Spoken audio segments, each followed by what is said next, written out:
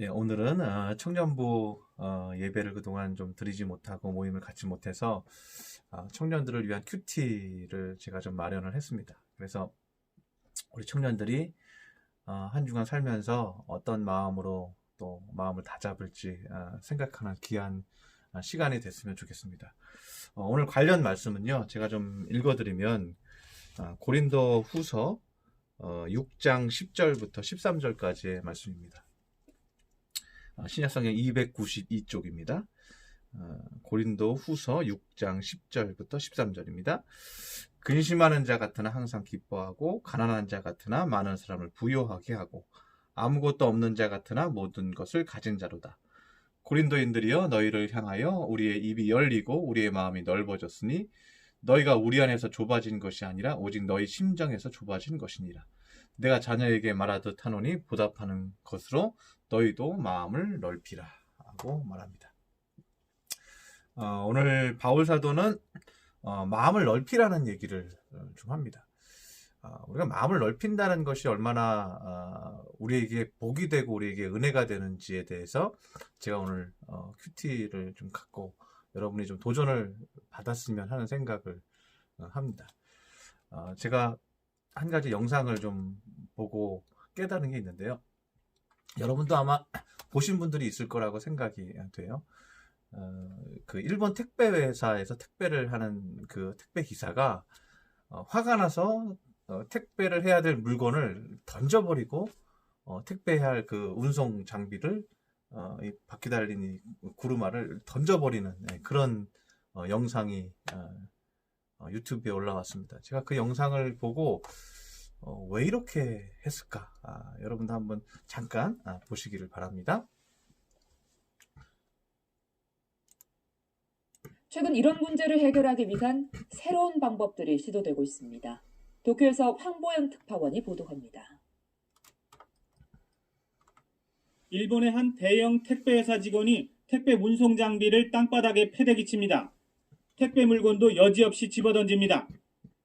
택배 주인이 집에 없어 수도 없이 반송과 재배달을 반복하는 일에 극도의 스트레스를 받아 홧김에 저지른 일입니다. 택배 일소는 달리는데 집에 사람이 없어 2번, 3번 같은 집을 방문해야 하는 재배달은 일본 택배 업계의 가장 큰 고민거리입니다.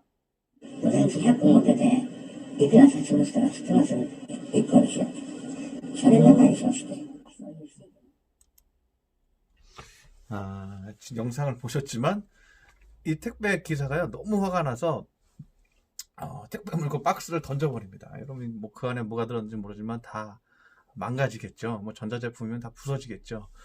얼마나 화가 났으면 이렇게 했을까? 일본 택배회사는요 100개를 보내면 99개가 반송이 된다는 거예요. 그리고 하나만 주인한테 간다는 거죠. 왜 이렇게 되는가? 말도 안 되는, 지금 우리 한국 대한민국 사람들 생각하기엔 전혀 이해가 안 가는 거죠. 100개를 보내면 만약 집에 사람이 99명이 없으면 그냥 도장을 받고 사인을 받고 물건을 전해주지 않으면 다시 택배 기사가 그것을 가지고 간다는 거예요. 택배회사로 가지고 간다는 거예요. 그리고 그 다음날 또 배송을 한다는 거예요. 그 또 사인을 받지 않으면 또 가지고 간다는 거예요. 그러니까 택배 기사가 이게 지치는 거죠. 그리고 거기에 대한 수당을 받지를 못하는 거죠. 그리고 한 개만 배달이 되는 거죠. 대한민국은 어떻습니까? 대한민국은 뭐 100개면 100개 거의 다 배송이 되지 않습니까? 특별하지 않으면, 왜요? 뭐 전화하잖아요. 전화해서 문 앞에 놓고 갑니다. 뭐 심지어는 사진 딱 찍어서 문 앞에 놓았습니다. 이렇게 찍어서 문자 보내잖아요. 그러면 예 그렇게 하십시오 하고 우리는 가잖아요. 그러면은 집에 오면 그것이 문 앞에 있고 우리는 그것을 가지고 들어갈 수 있잖아요. 뭐 여러분이 뭐 수십 개의 택배를 주문을 했어도 뭐 그 주에 다 받죠. 뭐 잃어버리는 거 거의 없죠. 왜 이렇습니까? 대한민국은 남의 물건이 거기에 있으면 가져가지 않잖아요. 그런데 일본은 집 앞집이나 옆집이나 이 택배 가 덩그러니 있으면요 훔쳐가고 가져가는 사례가 많다는 거예요.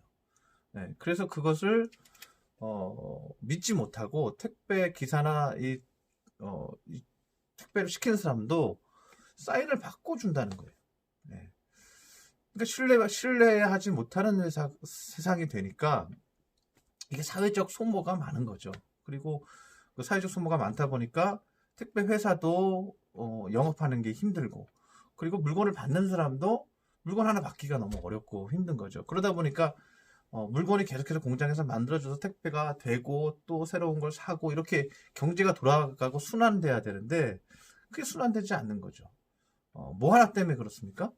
신뢰하지 못하는 사회 때문에 모든 경제가 어려워지고 모든 사람이 짜증이 나고 힘든 상황들이 벌어지고 있는 거죠.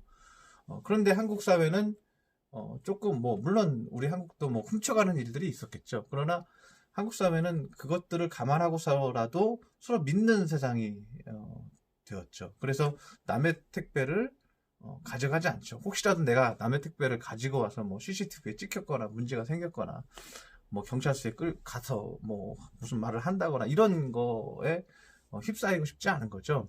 그리고 남의 거는 건들지 않는다는 생각을 기본적으로 우리 국민들이 갖게 되었죠.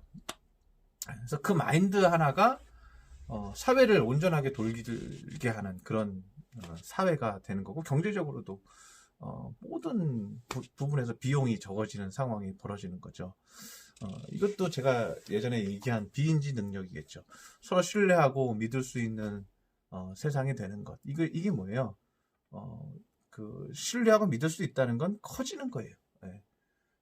마음이 넓어지는 거예요. 그거 놓고 가세요. 사진 그 바쁘시니까 놓고 가세요. 택배회사에서 직원이 와도 수고하십니다. 그리고 사진 하나 찍고, 아니면 저 경비실에 맡겨놓고 가세요. 아니면 앞집에 얘기해놓고 가세요. 이런 좀 편안한 마음, 그리고 충분히 내가 업무를 보고 집에 돌아와서도 이렇게 내 물건을 받을 수 있는 그런 여유가 생기는 거죠. 그래서 우리에게 중요한 게 뭐냐면요, 목적을 향해서, 목표를 향해서 이렇게 잘해야 된다라는 생각을 하기보다는 마음을 좀 편안하게 갖는 것이 더 소중하다는 것을 우리가 알 수가 있다는 거예요.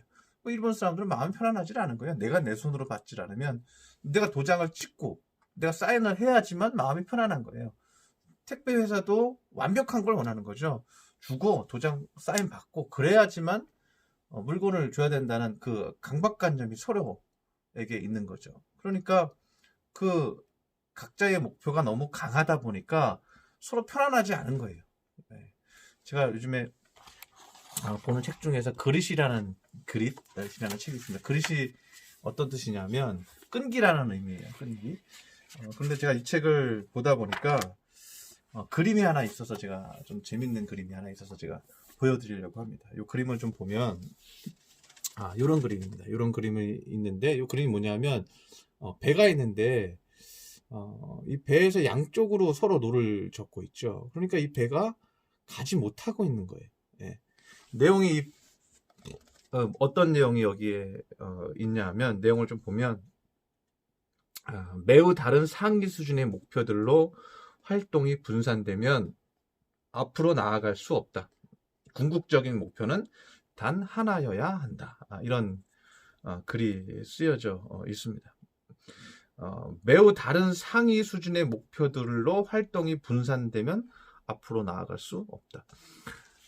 우리가 목표를 가지고 상위의 목표, 이거를 꼭 이루어야겠다는, 이것이 옳다라는 상위의 목표를 가지고 서로 가면 목표를 이룰 수 없다는 거죠. 내가 물건을 정확하게 배달해야만 한다라는 것, 도장을 받아야만 한다는 것, 사인을 받아야만 한다는 것, 그게 회사 입장인 거죠. 그리고 그 물건을 받는 사람도 그 문 앞에 놓고 가면 잃어버릴 수도 있다. 내가 직접 받고 사인을 해야 된다. 거기에 대한 상위 목표가 있는 거죠. 회사도 상위 목표가 있는 거죠. 그런데 둘 다 못 이루는 거죠. 그래서 이렇게 살면 인생이 더 힘들다. 이제 이 말을 하는 거죠. 그래서 우리 대한민국처럼 그거보다 상위의 목표가 뭐예요? 상위의 목표. 물건을 받기 위해서, 내가 꼭 받기 위해서 믿는 거죠. 내가 물건을 받기 위해서, 그 물건을 오늘 받기 위해서 그 회사를 믿고 그 직원을 믿는 거예요. 그러니까 놓고 가세요. 사진 찍었으면 그건 믿겠습니다. 내가 하고 믿는 거죠. 그 이웃집, 앞집, 옆집을 믿는 거죠. 그리고 그 회사도 사진 찍고 갔으니까 그 주인이 와서 그거를 퇴근할 때 가지고 들어가겠구나 하고 믿는 거죠. 둘 다 그 목표를 이룰 수 있는 이유는 뭐예요? 믿음이라는 거죠. 믿음. 믿음이라는 상위 개념이 있는 거죠. 그 최상위의 개념이 어떻게 해요? 그 상위의 개념이 이 둘의 가려고 하는 모든 방향을 이루어주는 거예요. 근데 이 둘은 상위의 믿음이 없는 거죠. 이 상위의 믿음이 둘은 각자에게 있는 거예요. 각자에게 목표가 있는 거예요. 그러니까 서로 끌어당기니까 문제가 생기는 거예요. 택배를 던지는 문제가 생기는 거죠. 예. 그래서 제가 오늘 본문의 말씀을 좀 비유해서 얘기를 좀 하면요. 우리의 마음이 열리고 넓어지는 것이 필요하다는 거예요. 좀 넓게 해서 우리가 각자의 가고자 하는 목적을 향해서, 목표를 향해서만 달려가지 말고, 제가 얘기했죠. 목적이 이끄는 삶이라는 것은 내가 목적을 갖는 게 아니에요. 하나님이 나를 향한 목적을 가지고 있는 거예요. 하나님은 각자에게 목적을 가지고 우리를 창조하셨거든요. 그러니까 목적을 내가 갖고 있으면 그 목적을 가지고 내가 막 달려가면서 만약 결혼을 했다고 합시다. 아내의 목적이 있고 남편의 목적이 있다고 합시다. 남편의 목적은 돈을 잘 벌고 명예롭고 이렇게 되는 거예요. 아내의 목적은 자녀를 잘 키우는 거예요. 이게 목적이 상위가 서로 달라요. 그러니까 막 이게 땡겨지는 거죠. 힘든 거죠. 그러니까 이렇게 달려가면 안 된다는 거예요. 그것보다 더 중요한 위에 목적이 있어야 된다는 거죠. 하나님이 원하시는 목적이 뭐예요? 아름다운 믿음의 가정을 만드는 게 하나님의 상위의 목적이죠. 남편과 아내가 하나님이 그 가정을 향한 목적을 함께 꿈꾸고 갈 때 남편이 원하는 것도 이루어지고 아내가 자녀를 잘 키우고 싶은 꿈도 같이 이루어진다는 거죠. 그러기 위해서는 우리가 좀 마음을 좀 넓혀서 내가 가려고 하는 목적을 향해서만 생각하지 말고 하나님의 원하시는 목표, 그게 믿음이라면, 그게 신뢰라는 영적인 목표라면 그것을 향해 달려가는 게 우리에게도 유익하다는 거예요. 그래서 10절에도 보면 이런 말이 있죠. 근심하는 자 같으나 항상 기뻐하고 가난한 자 같으나 많은 사람을 부유하게 하고 아무것도 없는 자 같으나 모든 것을 가진 자로다. 우리가 근심하고 있는 것 같은데요. 마음이 넓어요. 근심하는 자 같은데 상위의 목표를 갖고 있어요. 하나님을 바라보고 있어요. 그러니까 어떻게 해요? 항상 기뻐해요. 그리고 가난한 자 같아요. 그런데 많은 사람을 부유하게 해요. 왜? 마음이 넓으니까. 이렇게 그 모든 것들을 품을 수 있는 넓은 마음이 있으니까. 그리고 아무것도 없는 자 같은데 마음에 이렇게 품을 수 있는 넓은 마음이 있고 믿음과 신뢰가 있으니까 모든 것을 가진 자로다. 또 모든 것을 가지는 자가 되는 거예요. 우리 청년들 여러 가지 힘든 것 가운데서 열심히 달려가고 있다는 것을 제가 느끼고 있습니다. 노력하고 애쓰고 수고하고 열심을 다하고 그러고 있는 것 같습니다. 그런데 여러분 한번 돌이켜서 생각을 좀 해보시기 바랍니다. 영적인 정서적인 그 필요, 좀 더 높은 것을 사모하는 것, 하나님의 말씀을 사모하고 마음을 넓히고 은혜로운 마음이 되고 믿고 가는 것, 그리고 기뻐하면서 가는 것, 평강 가운데 가는 것, 감사하면서 가는 것, 이런 것들이 여러분의 목표를 이루는데, 여러분이 하고 싶은 것들을 이루는데 더 큰 도움이 된다는 것, 그것을 기억하고 오늘 하루도 여러분 수고했습니다. 감사합니다. 오늘도 주님께서 도와주셨습니다 하고 하루를 잘 마무리할 수 있는 우리 귀한 믿음의 청년들이 되시기를 바랍니다. 기도하겠습니다. 할렐루야. 사랑의 하나님 아버지, 우리의 마음을 넓게 하여 주시옵소서. 우리 청년들 자신이 이루고자 하는 꿈을 향해서 달려가지만 그것이 길이 아닙니다. 우리가 더 넓은 마음으로 주님께서 우리에게 주시는 믿음과 거룩함과 평강과 기쁨을 누리게 하여 주시옵소서. 그렇게 할 때 하나님께서 우리의 가는 길을 붙들어 주시고 인도해 주십니다. 기도하며 마음을 넓힐 수 있는 믿음의 자녀들 삼아 주시옵소서. 귀한 말씀 주시니 감사드리며 예수님의 이름으로 기도드렸습니다. 아멘.